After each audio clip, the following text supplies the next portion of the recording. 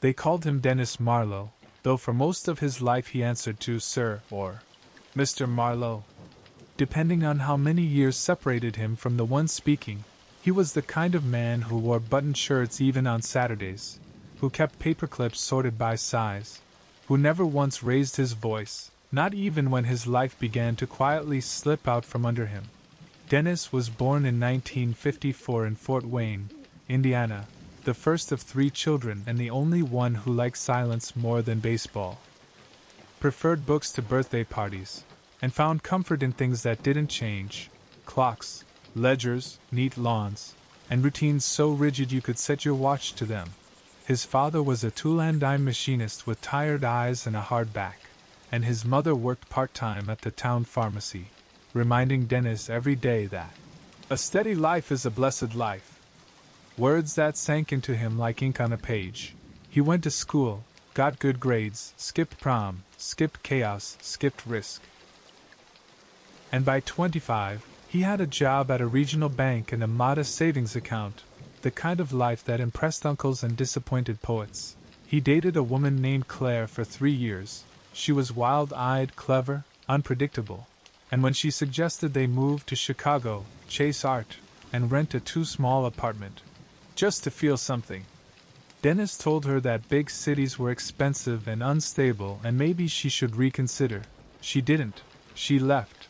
And he stayed, telling himself that love needed logic, that Claire would have exhausted him in the long run. By 32, Dennis had married someone safer, a woman named Carol who believed in coupons and dental insurance and Sunday ham. And they bought a beige house with beige walls and had 2 polite children who learned early never to slam doors or ask twice. Dennis worked 37 years at the bank, never once late. Always dependable, the kind of employee who didn't make waves or take risks, who always took his lunch at 12:15 and never touched his vacation days until HR told him he had to. He provided well, bills were paid, cars maintained, birthdays remembered with gift cards and handshakes, and Carol would often say, "We may not have magic, but we have peace," and Dennis would nod, as if peace was the same as joy, as if quiet was the same as connection. But peace, Dennis learned, can become a kind of loneliness if it lasts too long without interruption. When his children moved out, one to Seattle, the other to Boston, they stopped calling as often, politely too busy, and Dennis never insisted, never visited, because he didn't want to impose, didn't want to disrupt the balance he trained his whole life to maintain. Carol filled the silence with gardening, puzzles, long walks, and Dennis watched her slowly drift into her own quiet world, where he wasn't unwelcome, just unnecessary. He never cheated, never lied, never shouted, but he also never asked her what she dreamed about, never bought tickets on a whim, never held her hand just because. And when she was diagnosed with ovarian cancer, Dennis responded the only way he knew how. With spreadsheets, treatment plans, scheduled optimism. But even then, when she lay in bed thin and gray, she looked at him and whispered, "You were always so safe," as if it were both a compliment and an apology. After she passed, Dennis didn't cry, not really.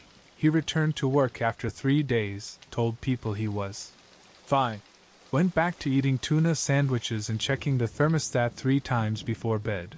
The house was too quiet now, and the routines, once comforting, began to feel like shackles, the same chair, the same news, the same frozen dinners. His co-workers threw him a retirement party when he turned 65, complete with a banner and lukewarm sheet cake, and Dennis smiled for photos, shook hands, thanked everyone, and then went home and sat in the dark for 4 hours, unsure what to do with the rest of his life. He thought about traveling, maybe Italy or Spain, but the thought of airports and languages he didn't speak made him sweat. He considered dating, but the apps looked like puzzles he couldn't solve, so instead, he kept doing what he'd always done: groceries on Tuesdays, laundry on Saturdays, life in soft repetitions. And deep down, though he never admitted it, a small part of him wondered what would have happened if he'd gone to Chicago, if he'd followed Claire, if he'd ever chosen uncertainty over comfort, impulse over order, passion over peace. When Dennis turned 79, his neighbor's teenage grandson began mowing his lawn. Not out of kindness, but because Dennis paid him $30 every other week, and when the boy once forgot, Dennis simply waited, staring at the overgrown grass like it had personally betrayed him. He still drove to the same diner every Sunday, sat at the same booth, ordered the same breakfast, black coffee, scrambled eggs, dry toast, and listened to conversations at other tables, the laughter, the messiness, the emotion. All of it like a language he never learned. One morning the waitress, a young woman with tired eyes and blue hair, asked him, "You ever wish you'd done things differently?" And Dennis, startled, simply said, "No." Then paused, blinked slowly, and added, "Well, maybe once or twice." She smiled, refilled his coffee, and walked away, but the question sat with him like a pebble in a shoe, small, irritating, impossible to ignore. In the final months of his life, Dennis started writing things down, not a memoir, not really. Just memories on index cards stored in a shoebox under his bed, the first time he kissed Claire, the sound of Carol's laughter when she saw snow in April, the feeling of holding his son for the first time, the smell of his mother's perfume when she tucked him in. When he passed away, quietly, in his sleep, in that same beige house, the shoebox was the only thing his children kept. They found no dramatic revelations, no secrets. No regrets written in bold, just soft glimpses of a life lived. Carefully, consistently, respectfully, and perhaps too quietly, the obituary was small. Dennis Marlowe, retired banker, devoted husband, father of 2. And few attended the service, mostly co-workers and neighbors who remembered him as kind, steady, polite. And in the end, Dennis left behind exactly what he built. No chaos, no scandal, no pain, just stability, a clean estate, and a life that never once startled anyone. But the daffodils Carol once planted still bloom every spring along the walkway, and sometimes, when the breeze is just right, the curtains flutter as if someone opened a window that had stayed closed for decades. And maybe, just maybe, in that moment, the house finally breathes.